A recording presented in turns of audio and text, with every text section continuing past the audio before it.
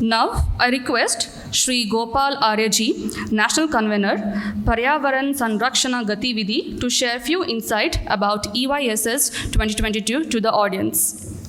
आज के कार्यक्रम में हमारे विशेष आग्रह पर पधारे हुए कर्नाटक राज्य के महामहिम राज्यपाल श्री थावरचंद जी गहलोत, देश के जाने माने 2 बार ग्रैमी अवार्ड विनर और हमारे सबके चहेते परिचित रिकी कैच जी और इस संस्थान के चेयरमैन श्री के राममूर्ति जी और इस सभा स्थल पर उपस्थित बेंगलोर के और इस संस्थान के सभी गणमान्य नागरिक और विशेष रूप से इस कार्यक्रम में उपस्थित जितने स्टार्टअप्स और यूथ स्टूडेंट्स यहाँ पर हैं, उन सब का मैं इस कार्यक्रम में अभिनंदन करता हूँ। और कोई ये समझे कि ये एनवायरनमेंट यूथ स्टार्टअप समिट कोई एक प्रोग्राम है, तो मैं आपको सबसे पहले ये क्लियर कर देना चाहता हूँ कि this is not a program. और क्यों ऐसा मैं कह रहा हूँ, इसके पीछे का उद्देश्य मैं इस प्रोग्राम के साथ समझाना चाहता हूँ। तो वो समझाने के पीछे मैं सबसे पहले भारत माता की जय बोलना चाहता हूँ। सभी लोग जोर से बोलेंगे भारत माता की जय। भारत माता की जय। जोर से बोलिए, यूथ बोल दिया तो जोर से आना चाहिए ना। भारत माता की जय। भारत माता की जय। अब इस भारत माता की जय बुलवाने के पीछे का मेरा एक उद्देश्य था कि आज़ादी के 75 वर्ष मना रहा ये भारत देश, आफ्टर 75 ईयर्स ऑफ इंडिपेंडेंस, आज हम ये कह सकते हैं कि इस देश की गंगा मैली नहीं है। ये कौन सी आज़ादी का 75 वर्ष मना रहा है ये देश, हमको आज इस बात का चिंतन करना पड़ेगा। और सौभाग्य से कल इस देश के अंदर कृष्ण की जन्माष्टमी भी थी।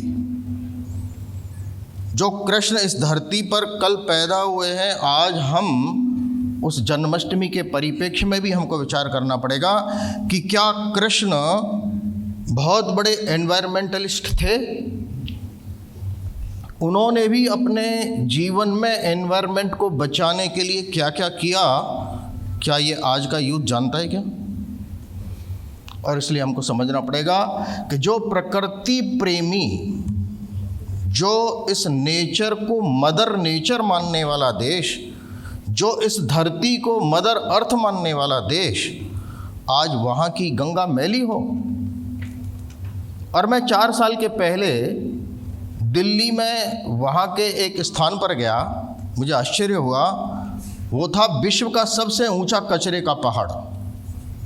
कैन यू इमेजिन, विश्व का सबसे ऊंचा कचरे का पहाड़ इस भारत में होने का गर्व महसूस करेंगे हम, जिस भारत माता की जय बोलते हैं। और वहाँ का चीफ इंजीनियर बताता है कि वो विश्व का सबसे ऊंचा है, बड़ा गर्व के साथ, कि जी कितना बड़ा है कि कुतुब मीनार के बराबर बड़ा है। उसकी ऊंचाई कुतुब मीनार के बराबर है और केवल 70 एकड़ के अंदर फैला हुआ। और उसने बाई चांस मेरे को बताया कि इसका वजन कितना है जी, आपको पता है? 140 लाख मैट्रिक टन।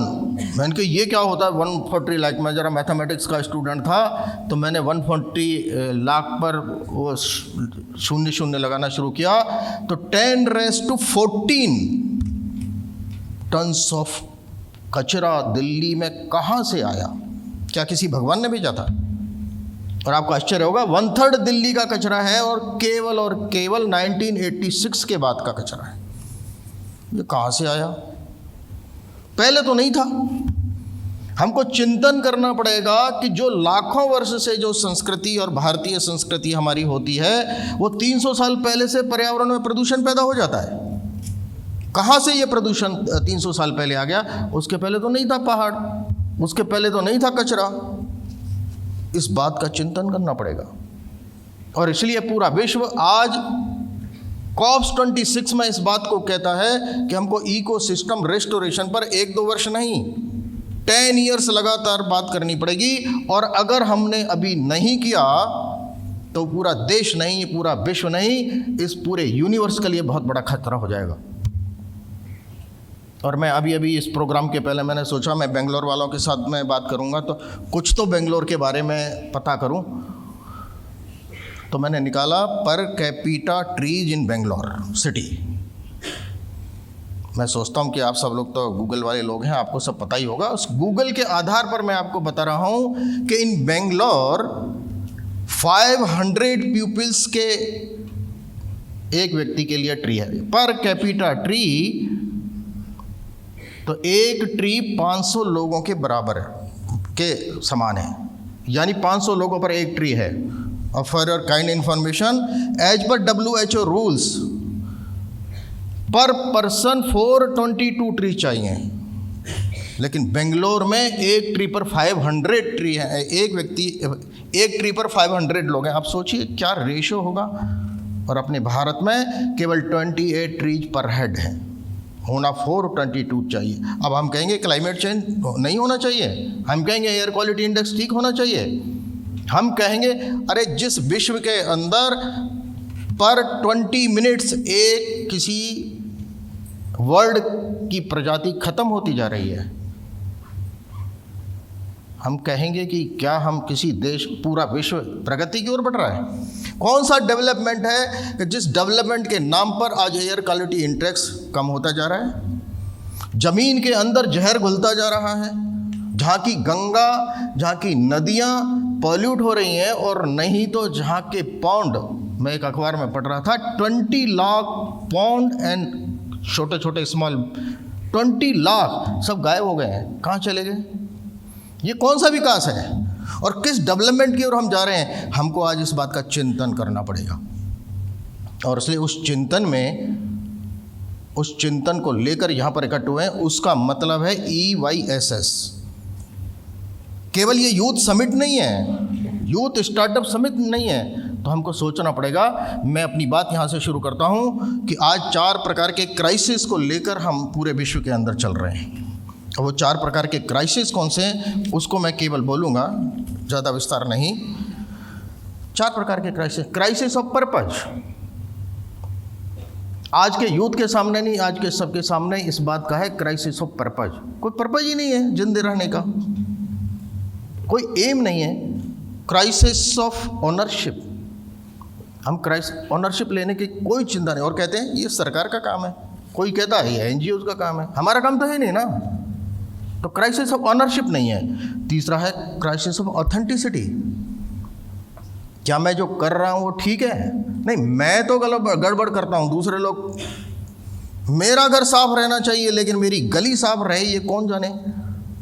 ऑनरशिप है ही नहीं है। और इसलिए हमको विचार करना पड़ेगा। क्राइसिस ऑफ ऑथेंटिसिटी भी नहीं है। और लास्ट में है सबसे इम्पोर्टेंट, क्राइसिस ऑफ रिलेशनशिप।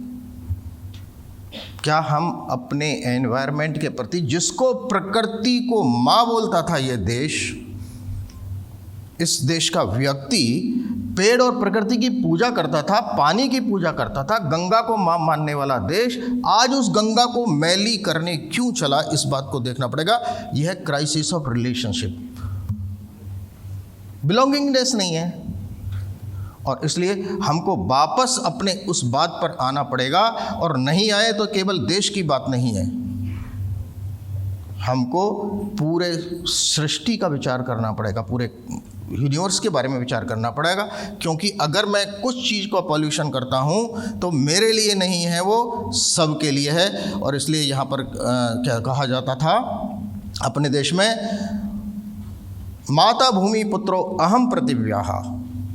ये भूमि मेरी माँ है और हम इसके पुत्र हैं। इस बात को जानने वाला देश आज इस देश पर क्यों पहुँचा? और इसलिए इसको यदि एक शब्द में कहा जाए तो आज एक विशेष प्रकार का आतंकवाद हमारे सामने आ गया है। आतंकवाद।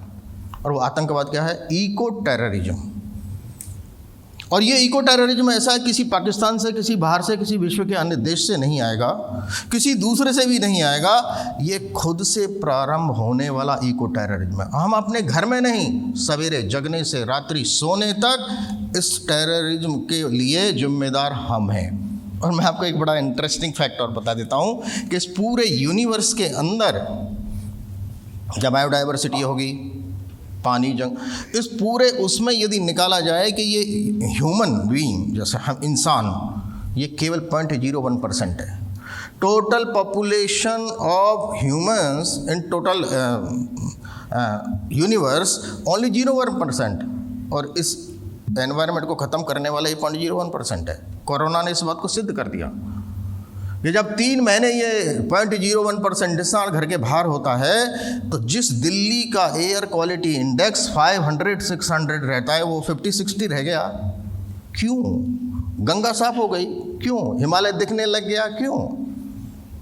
विचार करने की आवश्यकता है। और इसलिए इस इंसान को सुधारने की बात है। और जहाँ पर जो स्टार्टअप्स आए, अब वहाँ पर हमको आना पड़ेगा कि अगर ये सब प्रॉब्लम्स है, इको टेररिज्म है, तो हमको इको एंटरप्रेन्योर्स खड़ा करना पड़ेगा, इको स्टार्टअप्स खड़े करने पड़ेंगे, इस प्रॉब्लम का सॉल्यूशन करना पड़ेगा। और इसलिए इस कार्यक्रम का मुख्य उद्देश्य भी यह है कि हमको समस्या पर बात नहीं करनी है, हमको समाधान पर बात करनी है। हम प्रॉब्लम्स को गिनेंगे नहीं, सॉल्यूशन की बात करेंगे। और इसलिए ये सॉल्यूशन का मतलब ये कार्यक्रम है। हम क्या ये सॉल्यूशन दे सकते हैं क्या? और जब ये सॉल्यूशन देते हैं तो कृपया मैं एक छोटा सा मेरे को बहुत पसंद है, वो मैं आपको ज़रूर बताना चाहूँगा कि एक पेड़ जो होता है, वो पेड़ लगाने के लिए बात ऐसी हुई है। 12 साल की 12 ईयर्स ओल्ड एक छोटी गर्ल APJ अब्दुल कलाम के पास एक प्रोग्राम के बाद मिलती है और बोलता है, सर मुझे देशभक्ति करनी है, I want to become a patriot, मैं क्या करूं उसके लिए? आपको आश्चर्य होगा, वो APJ अब्दुल कलाम उस छोटी सी बच्ची के पास से कहते हैं कि बेटी, if you become patriotic then एक प्लांट ट्री करो। एक ट्री प्लांटेशन करना क्या देशभक्ति है? विचार करना पड़ेगा। और APJ अब्दुल कलाम जैसे महान व्यक्ति ने उस छोटी बच्ची को ट्री प्लांटेशन को देशभक्ति बताया, तो हमें भी विचार करना पड़ेगा क्यों एक पेड़ हमारे लिए क्या करता है। मैं 2 लाइनों में आपको बताना चाहता हूँ। एक पेड़ का समर्पण, और हम उसको काट देते हैं। हमारा घर बनाने के लिए हम किसी दूसरे का घर उजाड़ देते हैं। एक चिड़िया, एक वर्ड, हजारों चिड़िया वर्ड उस पर रहती हैं। आप सोचिए, उस पेड़ को काटने के बाद उनका घर उजाड़ दिया और हमारा घर बना लिया। ये विचार करना पड़ेगा। हाँ, अगर सड़क बन रही है तो हमारे लिए दर्द होता है, कोई पार्क बन रहा है तो हमारे लिए दर्द होता है, लेकिन जो आज 25 से 30 साल पहले जिस घर में हम रह रहे हैं, वहाँ पर क्या था? वहाँ पर भी पेड़ थे। और इसलिए हमको सेंस ऑफ बिलोंगिंगनेस सोचना पड़ेगा। और इसलिए वो पेड़ हमको क्या कहता है, हमको विचार सोचिए कि जब तलक जिंदा रहेगा, कौन? ट्रीज, जब तलक जिंदा रहेगा आसिया दे जाएगा। जब पेड़ जिंदा होता है तो किसी पक्षी का आसिया बनता है। वो पेड़ हमको पत्तियों के द्वारा भी खाद देता है, छोटे छोटे सबके लिए करता है। तो जब तलक जिंदा रहेगा आसिया दे जाएगा, कत्ल होगा पेड़ तो लकड़ियाँ दे जाएगा। आप कल्पना करिए कि जब एक पेड़ को हम काट देते हैं दर्दनाक ढंग से अपना फर्नीचर बनाने के लिए, इस बात को सोचना पड़ेगा। और इसलिए जब तलक जिंदा रहेगा आशिया दे जाएगा, कत्ल होगा पेड़ तो लकड़ियां दे जाएगा, उम्र भर देता रहेगा श्वास अपनी श्वास से। पूरे जब तक पेड़ 1-2 साल की बात नहीं होती है, 100-200 वर्ष होता है। 100-200 वर्ष तक वो हमको ऑक्सीजन देता है, कार्बन डाइऑक्साइड लेता है। तो उम्र भर देता रहेगा श्वास अपनी श्वास से, फिर तुम्हारे घर के चौखट और खिड़कियां दे जाएगा। विचार करिए, एक पेड़ एक व्यक्ति की 60 वर्ष की उम्र में 24 करोड़ रुपए की ऑक्सीजन देता है। और उसकी कहानी हम सबको पता है। दिल्ली का एक अरबपति हॉस्पिटल के सामने एक सिलेंडर को लेने के लिए कहा मैं मेरी ज़िंदगी का सब कुछ देने को तैयार हूँ, लेकिन उसको एक सिलेंडर नहीं मिला। अल्टीमेटली हॉस्पिटल के सामने उसको अपनी जान ख़त्म करनी पड़ी।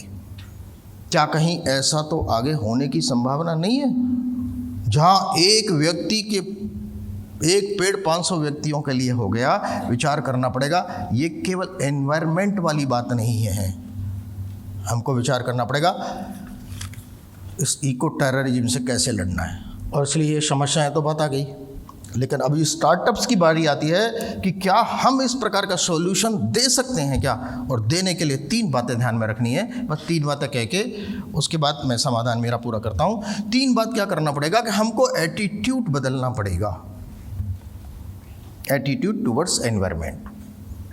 और एटीट्यूड बदलना नहीं पड़ेगा, इसके प्रति एम्पैथेटिक होना पड़ेगा। ये मेरे लिए, अपने लिए नहीं है, ये समाज के लिए भी है। और इसलिए अगर पानी बह रहा है तो हम केवल उसको पानी है जी कम्युनिटी समझ लेते हैं, अरे जल ही जीवन है। और इसलिए इसके प्रति एक एम्पैथेटिक होना पड़ेगा कि नो, दिस इज तो नॉट फॉर मी। जितने भी नेचुरल रिसोर्सेज हैं वो हमारे लिए नहीं है। नेचुरल रिसोर्स पर किसी का अधिकार में नहीं हो सकता है। और इसलिए एटीट्यूड, एम्पैथी। और लास्ट जो सबसे इम्पोर्टेंट है कि हमको अपनी लाइफ स्टाइल बदलनी पड़ेगी। क्या हमारी लाइफ स्टाइल बदल सकते हैं हम? वो नहीं बदल सकती। प्रॉब्लम ये है, ये स्टार्टअप्स के द्वारा ये अपनी लाइफ स्टाइल को बदलने की शुरुआत करनी पड़ेगी। और वो बदलने की शुरुआत का मतलब क्या है, तो उसके लिए हमको AMC करना पड़ेगा। मेरे ख्याल से सब टेक्निकल स्टूडेंट हैं यहाँ पर बैठे हुए बड़े हुए हैं। ये AMC क्या होती है? तो हम हर चीज़ की AMC कराते हैं, लेकिन हमारे डेली लाइफ के अंदर लाइफ स्टाइल की AMC करवानी पड़ेगी। वो AMC ये है, अवॉइड। हमको सबसे पहले जो एनवायरनमेंट फ्रेंडली नहीं है उसको अवॉइड करेंगे। और मैंने कल सुना था किसी के यहाँ, आप जानते होंगे अनंत कुमार जी, उनकी पत्नी अभी जो तेजस्विनी का है, उन्होंने कहा कि जब हमारी बेटी की शादी हुई हमने उसको 100% एनवायरनमेंट इको फ्रेंडली बनाया। कोई ऐसी चीज़ लगा कि जो इको फ्रेंडली नहीं है उसको हमने एलिमिनेट कर दिया। क्या हम अपनी लाइफ स्टाइल को, अपने घर में छोटे होने वाले प्रोग्राम्स को, बड़े प्रोग्राम्स को क्या इको फ्रेंडली बना सकते हैं? और अगर इको फ्रेंडली नहीं बनाया तो ये इकोसिस्टम रेस्टोरेशन सपना होगा। और इसलिए हम क्या हमारे यहाँ से अपनी लाइफ स्टाइल से अवॉइड, मिनिमाइज। क्या मैं अपनी आवश्यकताओं को मिनिमाइज कर सकता हूँ क्या? और हमारी संस्कृति थी, और मैं तो जिस राजस्थान का रहने वाला हूँ उस राजस्थान में एक बार के पानी को 5 या 6 बार रीयूज़ करते थे, और आज भी करते हैं। जब भी विश्व की सबसे कम बरसात होने वाली, आपको पता है राजस्थान के जोधपुर के जैसलमेर, उस जैसलमेर के अंदर विश्व की सबसे कम बरसात होती है, रेनफॉल होता है, आपकी जानकारी के लिए 17.6 mm। लेकिन वहाँ पर पूरे साल भर लोग नहाते धोते खाते हैं, इवन एक फसल भी करते हैं। जब मिनिमम 17.6 mm में काम चल सकता है, तो जहाँ 13 meters in a year rainfall है उस चेरापूंजी में, वहाँ पर आज पीने का पानी नहीं है। देहरादून के अंदर साल में 6 महीने बरसात होती है, वहाँ गर्मियों के दिनों में वाटर क्राइसिस है। लेकिन मिनिमाइज, क्या हमारी आवश्यकताओं को मिनिमाइज कर सकते हैं क्या? मिनिमाइज का मतलब मिसयूज़ को रोकना है। ये नहीं है कि हमको कम करना है, लेकिन मिसयूज़ को रोकना है, तो मिनिमाइज। और थर्ड है C, क्रिएट। जो ये क्रिएटिविटी है, ये है स्टार्टअप्स। अब ये स्टार्टअप्स को इस प्रकार से कैसे आगे आना है, इसको बोलते हैं जुगाड़। मेरे ख्याल से यहाँ पर जुगाड़ समझते हैं ना, जुगाड़? यस नो बोलिए। यू नो जुगाड़? हाँ, जोर से बोलिए। तो जुगाड़ क्या है? मैं 2 उदाहरण देता हूँ आपको जुगाड़ का। उत्तरांचल में चंपावत नाम का एक छोटा सा जगह है। मैं स्टार्टअप्स के लिए इसलिए बोल रहा हूँ कि हम इस प्रकार से लोकल प्रॉब्लम्स का सॉल्यूशन कैसे निकाल सकते हैं, और सॉल्यूशन निकाल कर वो कहाँ तक पहुँच सकते हैं। वहाँ पर एक मोहम्मद रफ़ीक नाम का छोटा सा बच्चा, 14 ईयर्स ओल्ड, 5-6 किलोमीटर दूरी पर उनका स्कूल जाता था डेली साइकिल से, लेकिन साइकिल पंचर हो जाती थी कभी कभी, पहाड़ ऊपर नीचे। वो सोचता था पहाड़, जब मेरी साइकिल पंचर हो जाती है तो मैं तो जा ही नहीं सकता इतनी दूर, तो पैदल पैदल जाता था, स्कूल ख़त्म हो जाता था। उसने एक जुगाड़ लगाया, और जुगाड़ क्या लगाया, एक छोटा सा पंप बनाया, पंप से हवा भरता था, चलता था, लेकिन हवा निकल जाती थी। उसको समझ में नहीं आया अब क्या करना है। उसने क्या किया पता है, जुगाड़, वो जुगाड़ ये किया, जो मिर्च होती है ना चिलीज़, तो चिलीज़ के बड़े अंदर के जो सीड्स होते हैं छोटे छोटे, उस सीड्स को वो अपने पॉकेट में एक उसमें रखता था। जैसे उसकी साइकिल पंचर हुई, वो सीड है ना उसकी साइकिल के नोजल में डालना, लगाना, हवा भरना, और गाड़ी चल जाती थी, क्योंकि वो सीड जहाँ से हवा निकलती थी वहाँ जाके चिपक जाते थे। अब उसने जुगाड़ किया, जुगाड़ करने के बाद उसके वो पाउचेज 5-5 रुपये में बिकने लगे। कहा साइकिल पंचर तो ये हो जाता है। 2 यंग स्टार्टअप थे, उन्होंने कहा अरे ये 14 ईयर्स ओल्ड ये बच्चा ये काम कर रहा है, उसको पिक किया। आपकी जानकारी के लिए, वो उस समय 14 साल का था, आज से 4-5 साल पहले हो गया था, अब वो 21 ईयर्स है। वो दुबई के अंदर 45 लाख रुपये पर एनम का कर रहा है काम। कैसे कर रहा है? ये जुगाड़। क्या हम जुगाड़ लगा सकते हैं? क्या हमको रॉकेट टेक्नोलॉजी पर नहीं जाना है, हम क्या अपने लोकल इन प्रॉब्लम के लोकल सॉल्यूशन ढूंढ सकते हैं क्या, जो हमारे यहाँ थे? कृपया उनको क्या इन्वेंट कर सकते हैं क्या? और ये काम करने के पीछे का हमारा उद्देश्य ये है कि यहाँ पर हम एक पर्यावरण गतिविधि और अपनी CMR यूनिवर्सिटी के द्वारा हमने ये पूरे देश में एक पायलट प्रोजेक्ट किया कि क्या हम साउथ के कुछ स्टेट्स को लेकर एक इस प्रकार का इनिशिएटिव प्रारंभ कर सकते हैं, जहाँ पर एक प्लेटफॉर्म हो, जहाँ स्टूडेंट्स एंड स्टार्टअप्स, इंस्टीट्यूशंस हों, क्योंकि स्टार्टअप्स अगर माना कॉलेज और स्टूडेंट्स आए तो इंस्टीट्यूशंस हो। सेकंड, इनोवेटर्स, VCs और सरकार, ये उनको हैंड होल्डिंग के लिए चाहिए। और तीसरा चाहिए मार्केट। इन तीनों चारों के लिए कोई एक प्लेटफॉर्म हमारे आगे आने वाली पीढ़ी के लिए मिल सकता है क्या? मुझे लगता है ये कार्यक्रम यहाँ पर जो हो रहा है ये उस दिशा में एक बहुत सफल प्रयोग होगा। और यहाँ के मैं वेंचर कैपिटलिस्ट यहाँ देख रहा हूँ, यहाँ के बड़े बड़े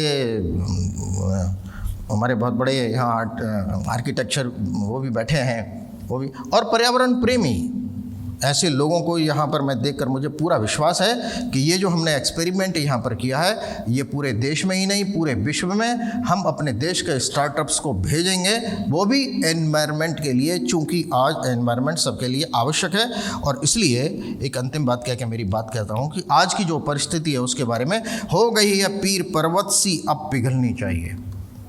पूरा विश्व हाहाकार कर रहा है, कहीं ऑस्ट्रेलिया में जल रहा है, कहीं बादल फट रहे हैं, कहीं बरसात आ रही है, क्या हो रहा है ये, और इसको कोई रोक भी नहीं सकता है। कोई टेक्नोलॉजी ऐसी नहीं है कि जो बादल फटने को रोक सकती है। केवल एक टेक्नोलॉजी है, ये हमारे अंदर का पर्यावरण हम ठीक कर सकते हैं तो ये बाहर का पर्यावरण ठीक हो जाएगा। इसलिए हो गई है पीर पर्वत सी अब पिघलनी चाहिए, इस हिमालय से अब कोई गंगा निकलनी चाहिए। ये हिमालय है यहाँ पर बैठा हुआ, हिमालय केवल उत्तर में नहीं है, हर व्यक्ति के हृदय में हिमालय है। और इसलिए इस हिमालय से कोई गंगा निकलनी चाहिए। सिर्फ हंगामा खड़ा करना हमारा मकसद नहीं, सिर्फ हंगामा खड़ा करना हमारा मकसद नहीं, सारी कोशिश है कि ये सूरत बदलनी चाहिए। किसकी? देश की। और अंत में है, मेरे सीने में नहीं, मेरे सीने में नहीं, सबके सीने में हो कहीं भी आग तो अब आग जलनी चाहिए। भारत माता की जय। नमस्कार, धन्यवाद।